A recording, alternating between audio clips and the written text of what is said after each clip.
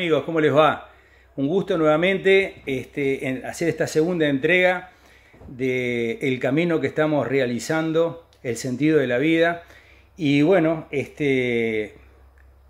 antes de comenzar, les quería dar la bienvenida a todos, por supuesto, y las gracias a todos aquellos que se inscribieron, digamos, en el canal, como también la cantidad de gente que vio el video y algunos comentarios que hicieron. La verdad que muchísimas gracias a todos los que se tomaron su tiempo para poder verlo. Lo que yo quiero transmitirles es simplemente un punto de vista. Ustedes tienen que cuestionarlo. Yo no soy el dueño de la verdad. Y como dije, no soy ningún gurú, ningún iluminado. Simplemente en la búsqueda que cada uno hacemos, encontramos elementos que a veces está bueno compartirlos para que otros también lo vean. Con respecto a la comunicación conmigo, les voy a pasar el correo mío, que es César Gabriel Perrone Ratazzi, todo junto, @gmail.com. Perrone va con doble R y Ratazzi va con una T y doble Z. César Gabriel Perrone Ratazzi, todo junto, @gmail.com. Ahí se pueden comunicar conmigo y mandarme información. Bueno, en el video anterior habíamos hablado de las reglas, que la vida tenía reglas y que el problema es que a veces nosotros no las conocemos. Bueno,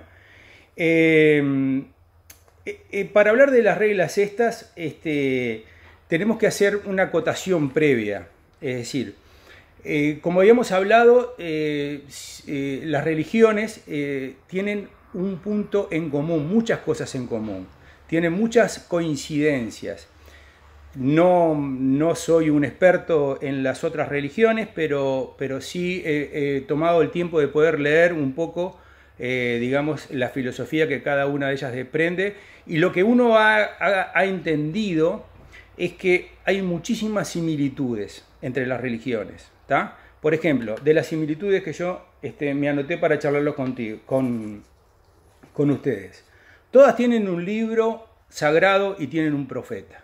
¿Tá? Es decir, está el profeta o está el iniciado o la persona que tuvo el contacto con lo divino o que fue mandada por lo divino, y hay un libro donde explica claramente, digamos, las reglas de convivencia que tienen que hacer los seres humanos para estar en armonía con ese Dios. ¿Tá?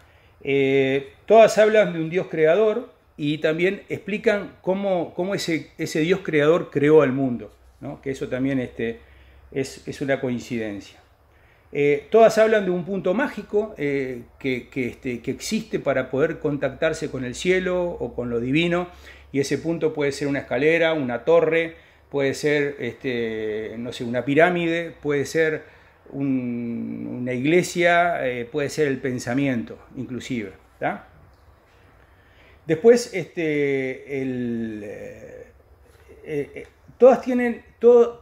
todas describen un camino que el pueblo tuvo que realizar para poder llegar a un lugar que estaba destinado, digamos, divinamente para ellos, ¿tá? O sea que fue, digamos, por decisión divina, darles un lugar específico para ellos. O todos o casi todos, ¿no? Porque, digo, son muchas religiones que se estudiaron. Después también se da el sacrificio de ese Mesías ante ciertas circunstancias para el beneficio de los hombres. Eso también se repite en muchos casos. También se repite en muchos casos la vida de ese Mesías que nace en condiciones especiales, que nace en condiciones, digamos, no engendradas, sino por un mandato divino, ¿no? Como es el caso de Jesucristo y la Virgen María. Todas hablan del diluvio universal, todas hablan de un diluvio universal, o sea que inclusive geológicamente sabemos que ese diluvio universal existió. Por lo tanto, esto constata, digamos, que los estudios geológicos que se realizaron confirman todo esto, ¿verdad? Entonces, ante esta realidad y sabiendo que las religiones son las causas de los grandes problemas que tiene el mundo, ¿no? O que tiene el hombre, porque el mundo no sé si los tiene el hombre. El mundo los puede sufrir, pero en realidad los problemas lo tiene el hombre. Las religiones dividen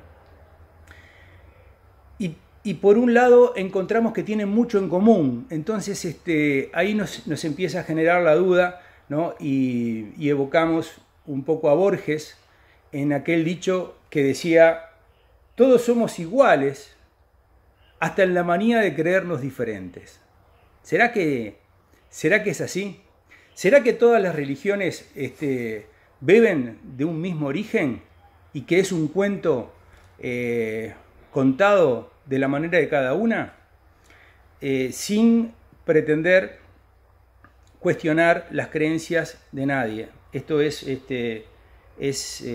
simplemente mi punto de vista. Con mucho respeto lo digo también. Lo que sí me da bronca es que las religiones nos dividan tanto y que nos matemos en nombre de las religiones. Pero bueno, vamos a seguir un poco el análisis que estoy haciendo. Hay una persona que de una manera u otra generó un antecedente muy importante, tanto para lo que son las religiones, sino que también en lo que es la parte de los filósofos, que se han inspirado en sus comentarios y en sus reglas, que se llamó Hermes Trismegisto. Hermes Trismegisto fue, digamos, un iniciado que, según la historia, dice que creó las bases para el imperio egipcio, ¿no?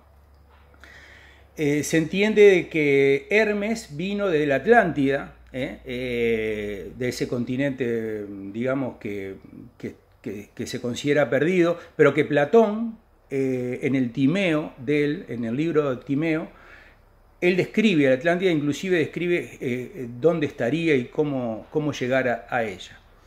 Se dice de que Hermes Trismegisto podría llegar a haber sido quien llegó con, digamos, las creencias religiosas o las reglas, estas reglas que hicieron efectivo, digamos, la creación del imperio egipcio.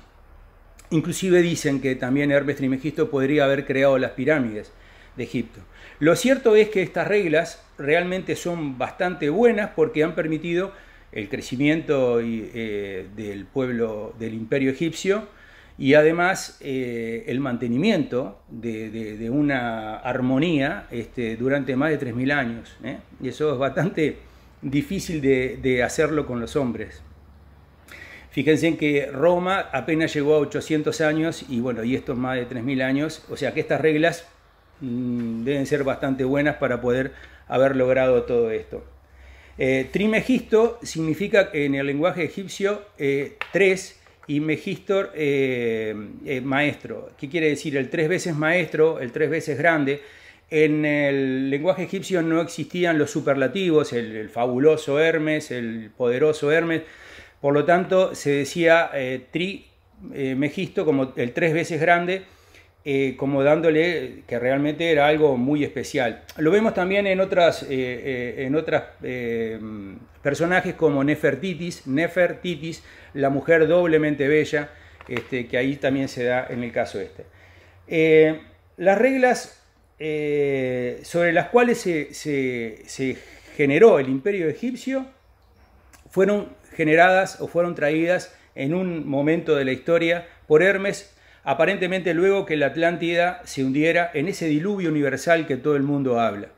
La idea es que podría haber salido de la Atlántida varias personas, no solamente Hermes, sino varias personas con el conocimiento de Hermes, y que se hayan colocado en diversos lugares, llevando consigo sus reglas y sus conocimientos. Podría haber sido en la China, podría haber sido en la India, podría haber sido en el Medio Oriente, y por qué no también en América del Sur, en el caso de los mayas, ya que inclusive hay cosas tan parecidas como las pirámides que están en varias religiones y se repiten, ¿no? Entonces, lo que decíamos era que este conocimiento que Hermes Trismegisto había traído fue, digamos, colocado en la historia de Egipto por intermedio de Tot. O sea, Tot y Hermes son la misma persona. Y el famoso libro de Tot, que fue parte también del libro de los muertos de Egipto, Es un libro que tenía absolutamente las reglas para la creatividad y asociaban, digamos, a Tot, o sea, o a Hermes, asociaban el dios de la magia, el dios de la cultura, el dios de la creatividad, el dios de la música, el dios de la economía. Y bueno, en realidad Tot es uno de los personajes más importantes de Egipto, por lo tanto Hermes y Tot es lo mismo. La palabra hermético viene de los grupos cerrados que se hacían, del conocimiento que se practicaba en la Casa de la Vida. Los faraones tenían, digamos, sus propios sacerdotes que mantenían esta filosofía viva y que la aplicaban, digamos, a la vida diaria. Entonces, esos grupos donde se manejaba ese conocimiento se llamaban grupos herméticos, porque la teoría es hermética. Y de ahí viene la palabra de la asociación de hermético a cerrado, inviolable, algo, ¿no?, que no tiene contacto con lo de afuera. Es que en realidad estos conocimientos durante muchísimos años se mantuvieron muy adentro, digamos, de un grupo de personas muy selectas, porque se entiende que el que sea capaz de entender estos conocimientos, estas reglas, estas 7 leyes de la naturaleza, el que sea capaz de entenderlas y de aplicarlas en la vida, tendría el cetro del poder, tendría el dominio del mundo. En realidad, también Hermes es el dios de la magia, y en Egipto la magia se decía Heka. La magia, hoy por hoy, la palabra magia como que ha perdido el significado que realmente tiene. Nosotros en Occidente asociamos la magia a, bueno, a la charlatanería o al engaño, y en realidad magia para los egipcios significaba el dominio de las energías creadoras. Es decir, ese era el concepto para los egipcios de magia. Hoy nosotros, como decía, lo asociamos a un truco. Bueno, siguiendo un poco, les dije que era el dios de la música, de la creatividad, de la escritura, de la magia, del comercio, basado en los 7 principios fundamentales. Luego los griegos también toman parte de esta, digamos, de esta filosofía y, no solamente lo toman, se inspiran, ¿no? Los grandes filósofos que nosotros conocemos, como Sócrates, Platón y Aristóteles, están, empapados en la filosofía hermética. Lo vemos en sus escritos o en los escritos que hacen de ellos, fundamentalmente, sobre todo Platón, que digo que Platón fue uno de los pocos que habló de la Atlántida y que asociaba ese conocimiento a personas especiales que vivían en su momento muy evolucionadas. Los romanos luego lo toman a Hermes como Mercurio, como el dios del comercio, y pese a eso, durante el periodo romano, cuando los romanos empiezan a hacer las invasiones, empiezan a perseguir culturas que no eran las de ellos, y bueno, ellos son los grandes responsables de las famosas quemas de libros, de las grandes bibliotecas que lamentablemente saquearon y quemaron, como la de Alejandría o la de, ¿cómo es? De otros lugares que ahora me voy a acordar. Lamentablemente este conocimiento, luego de la persecución, digamos, de los romanos, queda en manos de pocas personas que se van pasando de generación en generación, y como que lamentablemente, no le voy a decir que queda olvidado en el tiempo, pero sí, digamos, queda fuera de juego, podríamos llamar así. Recién en el 1400 o 1500, entre el 1400 y el 1500 de esta era, o sea, después de Cristo, en Florencia, dominada por la familia Sicino, se estaba haciendo una apuesta fuerte a las traducciones de las filosofías que se encontraban, sobre todo de los grandes filósofos. Dentro de eso estaba Platón, estaban con el Timeo de Platón, tratando de traducirlo, y no solamente traducirlo, sino entenderlo, cuando aparece unos apuntes, unos manuscritos que se llamaban la hermética. la hermética, que se asociaba que fue escrita por Hermes Trismegisto. Cuando aparece esa filosofía, es estudiada por intermedio de, digamos, de los monjes que lo traducían y le empezaban a dar una explicación filosófica, y surge algo muy especial en la historia del mundo, porque en ese año, en esa época, es la época que nosotros conocemos como el Renacimiento. ¿Por qué le llamaron Renacimiento a esa época? Porque apareció esta filosofía donde una cantidad de gente empezó a aplicarla y empezaron a conseguir unos conocimientos muchísimos más grandes que dieron resultado a los descubrimientos o el entendimiento de ciertas cosas que hasta ese momento no se entendían. Como por ejemplo que la Tierra, que no gira todo alrededor de la Tierra, sino que la Tierra gira alrededor del Sol. En realidad, esta filosofía es tomada por grandes científicos y reconocidos de la historia, y dentro de ellos, para no olvidarme de ninguno, está Leonardo da Vinci, el Greco, Michelangelo, Copérnico, Galileo Galilei, ¿verdad? Que, como decíamos, en función de la interpretación de esta filosofía comienzan a, encontrarle sentido a una cantidad de cosas que no le encontraban sentido. Obviamente los tratan de locos, ya sabemos las historias. Y bueno, luego de esa inspiración que genera de todo, la Iglesia, que no era ajena al tema y que era la que dominaba en esa época, en la época de Sicino, también toma esta filosofía y la empieza a encontrar interesante. Pero ¿qué pasa? En un momento dado, Sixto IV, el Papa Sixto IV, le pide a Michelangelo que pinte en la Capilla Sistina facetas de la vida de Horus, que era un poco la historia egipcia de cómo nace el Imperio Egipto. Y eso provocó cierto descontento en los otros obispos de la religión, y se empieza a generar una tendencia de tratar de eliminar esta filosofía, porque era una filosofía que, si bien la Iglesia la había adquirido como propia, estaba canibalizando,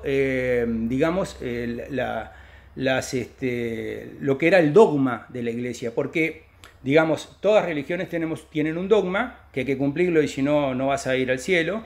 Y esta filosofía daba una explicación mucho más lógica y de sentido común, que la contestación cuando uno dice ¿por qué es esto? Y porque Dios lo quiere así, y otra historia. Esto como que permitía encontrar otra explicación un poco más lógica. Bueno, esta filosofía es perseguida, o sea, llega un momento de que cambia el Papa o lo presionan al Papa y la empiezan a perseguir. La Inquisición la hace parte de todo lo que estaba en contra y la persigue, y al perseguirla empiezan a quemar los libros y todas esas cosas, y queda en manos de los caballeros templarios, de los rosacruces y de los masones, que hasta el día de hoy la mantienen y la han llevado acá. Inclusive, para que se hagan una idea, uno de los símbolos herméticos es el obelisco. El obelisco, si ustedes van a la plaza de San Pedro, en la plaza de San Pedro hay un obelisco plantado ahí en el medio de la plaza. Ese es el símbolo hermético que se conoce muy claramente, y que inclusive todos los países que fueron dominados por los masones también tienen obeliscos por todos lados, desde Estados Unidos hasta nosotros, pasando por Argentina. Bueno, en realidad obeliscos y masones hay por todos lados. Entonces decimos, ellos fueron los que generaron a partir de ese momento el ocultismo, en el buen sentido, es decir, de mantener, ¿por qué? Porque eran perseguidas. Es decir, esto se mantiene como en sectas, de la misma manera que Cristo se reunía con sus apóstoles para evitar, persecuciones o situaciones complicadas. Esto es lo mismo, es decir, digamos, estos grupos lo mantuvieron oculto y siguieron trabajando con sus filosofías y aplicándolas a su vida. Vamos a hablar rápidamente de las leyes, pero cada una de estas leyes la vamos a aplicar en la próxima entrega porque hay que darle un poquito de trabajo y de tiempo a cada una de ellas. Son 7 leyes y esto comienza así. Lo que dice Hermes al comienzo del libro, dice: los principios de la verdad son 7. El que comprende esto perfectamente posee la clave mágica ante la cual todas las puertas del templo se abrirán de par en par. El Kybalión.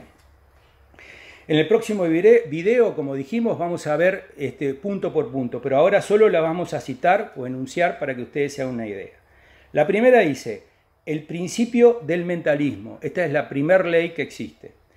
El todo es mente, el universo es mental. Y no dice más nada. Vamos a empezar a entender de qué se trata esto.